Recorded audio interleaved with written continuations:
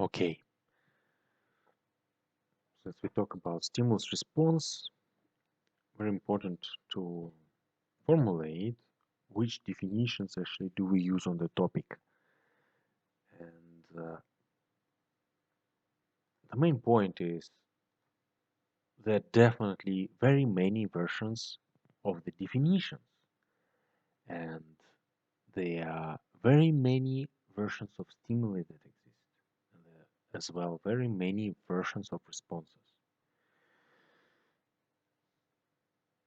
The definitions also vary. They can be broad and narrow, and we would just like to use the broad definition here. Examples of stimuli, right? External emotion, internal emotion, just an emotion. That's already stimuli, right? The emotion that a person experiences, if that catches the attention, also triggers further emotion about the emotion, the thoughts, the actions. An emotion does trigger an action.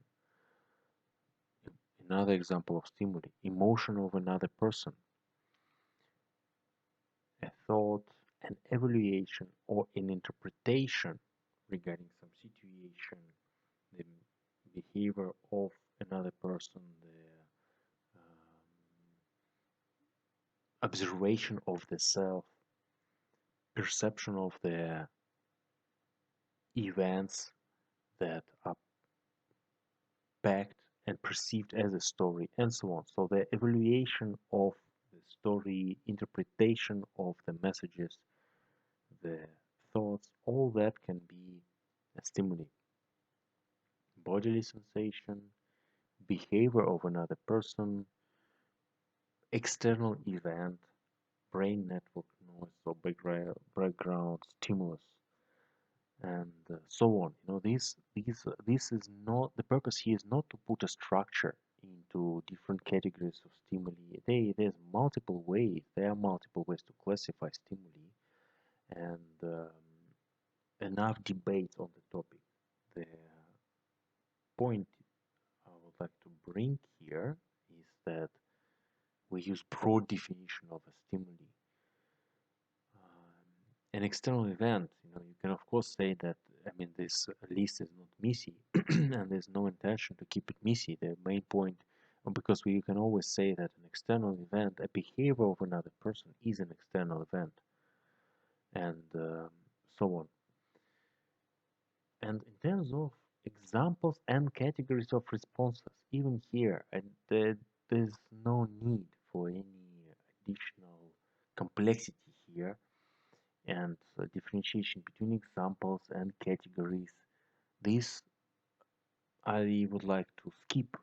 I just would like to create this impression that there are many versions of reactions on different levels, because a response can be an action, but at the same time, a response can be the speed of response, right? Which is also something that is adjustable.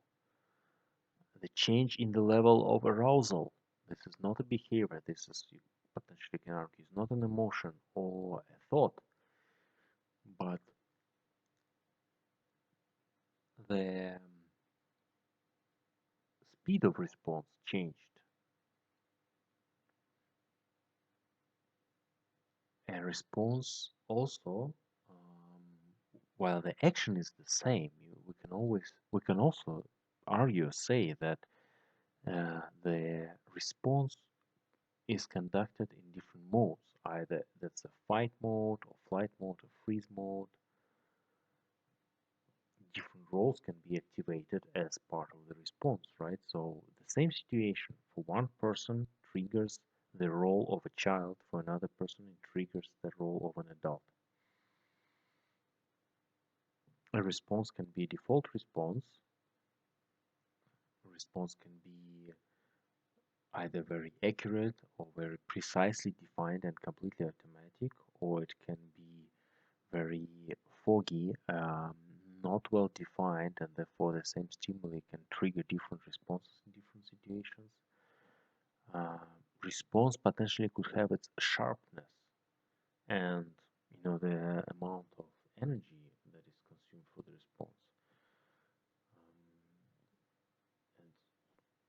Oh, yes, we all basically we can say that psychological energy is not a scientific term, but the point I would like to bring up here that a response is not only a thought, an emotion, or an action, and it has also a lot of characteristics.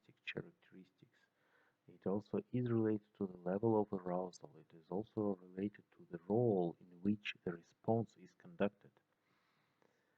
Many variations here, and I assume that many existing tools, frameworks, and exercises they narrow down the response either just to an action, for example, all the habit building tools and apps, or they narrow down the response to emotion, action, and thought, and miss all these other aspects of a reaction. Therefore, and the result is that the reaction train is suboptimal, definitely not perfect, and does not bring the results that the player, the trainee anticipates.